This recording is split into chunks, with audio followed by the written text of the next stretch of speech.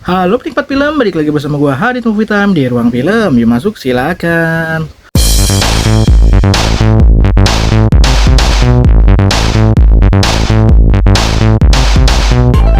Oke penikmat film, kali ini gua akan kembali membuat konten kupas film. Kali ini gua akan mengupas tuntas fakta unik dari film Vina yang lagi viral-viralnya nih. Bahkan sekarang sudah menyentuh angka 4,5 juta penonton. Wow, jumlah penontonnya sangat luar biasa, fantastis ya. Oke, ada fakta unik apa aja dari film Vina ini? Yuk langsung kita masuk ke kupas film. Oke penikmat film, kita langsung saja ngebahas tentang kupas film fakta unik dari Vina nih, film Vina. Oke, film ini diangkat dari kisah nyata ya, tragedi dari korban pembunuhan geng motor di Cirebon. Nah, pengeroyokan dari korban tersebut dilakukan tidak hanya pembunuhannya saja, tapi ada perencanaan di balik pembunuhan tersebut dan terjadi juga motif dari bullying atau ngebully ya. Dan juga di sini ada unsur pemerkosaannya juga. Waduh, sepertinya tragis sekali nih kejadian yang dialami oleh Vina dan kekasihnya ini. Oke, dari film tersebut ternyata mengambil suara asli dari Vina yang katanya Vina. Tapi di sini posisinya bukan dia hidup lagi, tapi dia kesurupan gitu. Dia masuk kayak kemungkinan sih kalau menurut gue ya jin koringnya kali ya. Nggak mungkin sih Vina aslinya. Jin korin masuk ke tubuh dari temennya yang sepertinya dia mengaku Vina, dan mungkin dia menceritakan kejadian yang sebenarnya di tempat tersebut yang awalnya disangkanya itu hanya kecelakaan tunggal ya, hanya kecelakaan biasa gitu. Ternyata ada tragedi yang terjadi di balik kasus tersebut. Akhirnya gara-gara kesurupan tersebut akhirnya ya terungkap satu demi satu fakta yang membuktikan bahwa Vina itu dibunuh, bukan kecelakaan gitu. Nah, dari fakta tersebut akhirnya diangkatlah sebuah film, sedikit unsur genre horornya, tapi lebih ke tragedi ya, tragedi dan ya dramatis lah filmnya. Oke, gue dapat artikel ini dari viva.co.id ya. Lanjut, kita fakta berikutnya ternyata masih ada 3 pelaku nih yang belum tertangkap dari kejadian tersebut. Masih buron ya. Salah satunya ya karakter utama yang bernama Egy itu ya, yang sedang dicari-cari. Waduh, mengerikan sekali emang kasus-kasus semacam ini.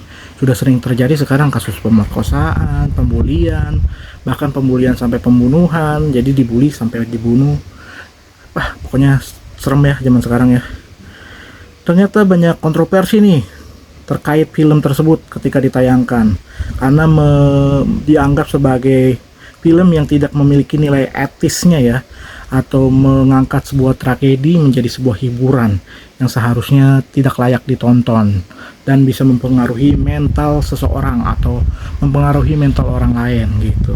Jadi gara-gara hal tersebut dan membuat orang jadi takut gitu, akhirnya diprotes, dianggap ini film yang mencemarkan keburukan gitu dan memperlihatkan kekerasannya itu.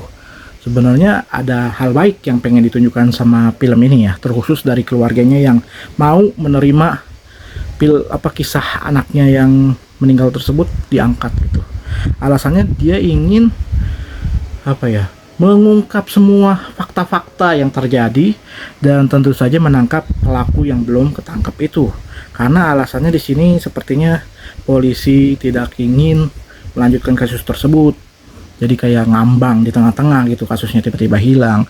Jadi akhirnya dari pihak film dan keluarga setuju untuk mengangkat kisah tersebut karena mungkin ini kasus yang tidak harus terjadi lagi gitu. Jadi pembelajaran, makanya pengen dibuat seviral-viralnya, walaupun dibuat lebih dramatis dari kisah aslinya, tapi itu adalah sebuah sebuah gambaran yang pengen mereka tunjukkan bahwa kekerasan itu tidak layak dilakukan oleh siapapun, dan seharusnya kasus tersebut dikupas tuntas sampai selesai kasusnya sama kepolisian. Tapi ternyata kenyataannya enggak ya.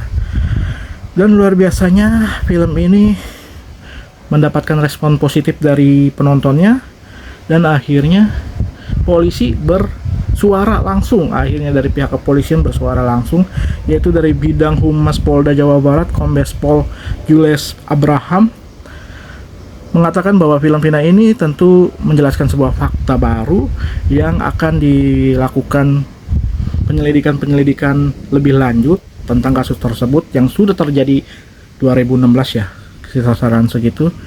Dan walaupun ada bumbu-bumbu fiksi dari film tersebut, tapi pihak kepolisian akan melanjutkan dan bertanggung jawab terhadap kasus tersebut. Nah, berarti ada ada sisi baiknya. Ternyata dari film tersebut akhirnya pihak kepolisian ingin melanjutkan kembali. Dampak positifnya ternyata ada. Alhamdulillah ya. Semoga bisa ditemukanlah pelaku utama tersebut ya, terutama yang terlibat di dalam kekerasan tersebut, pembunuhan tersebut, dan pemerkosaan tersebut ya. Ini sebenarnya tidak boleh terjadi ya, terutama kan dia masih muda kan, jadi masih masa depannya masih panjang. Janganlah memutus masa depan seseorang hanya karena benci, hanya karena merasa dihina atau apa segala macam. Kalau kita dibully, jangan melakukan kembali kejahatan yang dia lakukan. Jadi balaslah kejahatan dengan kebaikan agar orang yang melakukan kejahatan tersebut bisa sadar ya akan hal tersebut. Gue sering banget zaman dulu dibully, dipalak. Zaman sekolah emang brutal abis sih ya. Tapi gue menerima hal tersebut selama dia nggak melukai gue, selama dia nggak mengancam nyawa gue, ya gue terima dibully dalam bentuk apapun, dipalak atau ditonjok bahkan gue terima dan tidak akan melawan. Terkecuali dia sudah melukai gua ataupun orang sekitar gua yang gua sayangi, yang teman-teman gua yang peduli sama gua. Nah, itu baru gua akan bertindak, dan bertindaknya juga tidak berlebihan ya. Hanya ingin menyadarkan seseorang tersebut aja.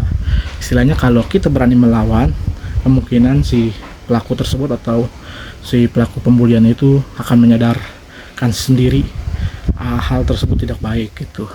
Tapi kenyataannya ya setelah sekian lama kejadian pembulian yang waktu zaman gua sekolah juga, ternyata pas udah ketemu lagi di zaman dewasa sekarang, dia nggak mengingat hal tersebut si pelakunya itu. Jadi kalau menurut gua sih itu kayak sebuah momen ya, momen masa lalu yang memang kita harus lalui, sebuah kisah kelam mungkin atau hal-hal yang pahit. Nah, itulah kehidupan, pahit manis semua kita jalanin. Selama kita masih bisa hidup dan menjalani kehidupan dengan lebih baik ya, kenapa tidak gitu. Ya kita doakan saja semua orang-orang yang melakukan pembulian cepat sadar, karena kalau berhubungan dengan kematian, nyawa itu tidak baik adanya. Dan ternyata banyak juga kasus-kasus kesurupan di bioskop ya terhadap film Vina ini. Wah, banyak banget tuh video-video bertebaran, ternyata ada kesurupan guys di bioskop, diviralin. Nah, mungkin ini karena kurang fokus kali ya, karena dampak energi yang bisa dikatakan negatif dari film ini mempengaruhi psikologi seseorang yang bahkan sampai larut ke dalam filmnya, akhirnya membuat si orang tersebut kesurupan gitu. Makanya guys, jangan sampai kehilangan fokus saat nonton film, jadinya membuat orang lain terganggu kan. Itu hal yang tidak baik ya. Oke, terima kasih sudah menonton video ini sampai habis. Jangan lupa like, comment, share, and subscribe Harith Movie Time. Dan kita akan bahas dan kupas tuntas film apa lagi ya. Wah, ini film luar biasa banget ya. Atensi penonton tuh tinggi, hype-nya juga tinggi, pembicaraannya juga luar biasa. Naik terus gitu. Halnya dibahas sampai gue ngeliat di TV juga sekarang menjadi berita utama, headline utama untuk berita kriminal ya, atau ya kasus-kasus semacam pembunuhan seperti ini. Jadi diangkat dan akhirnya sekarang media sudah mengabarkan berita tersebut. Akhirnya pihak polisi akan melanjutkan. Semoga akan ada hal baik lagi dari kasus ini. Dan dari segi hiburan ini film Vina oke-oke aja ya sebenarnya ya. Tapi ya unsur kekerasannya jangan terlalu berlebihan lah ya. Hanya itu aja sih sebenarnya. Tapi kalau emang ada unsur kekerasan tapi sesuai dengan kategori umur sih oke ya. Kadang sebagian penonton tidak menyadari bahwa mereka belum layak untuk menonton film tersebut karena belum sesuai dengan kategori umurnya. Sebenarnya yang harus ditekankan dari setiap film bukan masalah unsur di dalam filmnya, tapi batasan-batasan yang harus ditonton oleh penonton. Nah ini harus lebih perketat lagi untuk kategori umur kalau menurut gua, karena mau itu film kekerasan kayak film apa ya, film action yang kejam gitu, nggak masalah karena itu sebuah hiburan kalau di dunia entertain. Nah terutama dibilang film karena itu karya itu bebas, terserah si pembuatnya mau mengeksplor hal-hal macam apa yang mungkin kontroversial juga, sebenarnya boleh-boleh aja asalkan penontonnya diberi pemahaman ya bahwa ini film ditontonnya di kategori sekian. Dan sebenarnya pihak bioskop sih, gue berharap pihak bioskop memperketat aturan tentang kategori penontonnya. Dulu pernah gue sekali mengalami pembatasan penonton di film The Raid. Nah itu bagus kalau menurut gue, karena The Raid kan emang brutal banget ya, bahkan lebih brutal dari film-film action lainnya sih kalau menurut gua. Dan itu dia diperiksa KTP-nya. Nah itu bagus waktu itu ya, tapi sekarang udah nggak ketat lagi guys. Oke, terima kasih sudah menonton video ini, panjang sekali dan gua ngebaca terus dari tadi nggak ngebahas banyak filmnya, malah ngebahas tentang kasusnya ya. Oke, next time kita bahas apa lagi, tunggu saja di konten berikutnya. Terima kasih sudah menonton. You nonton, enjoy movie ever. Enjoy movie ever.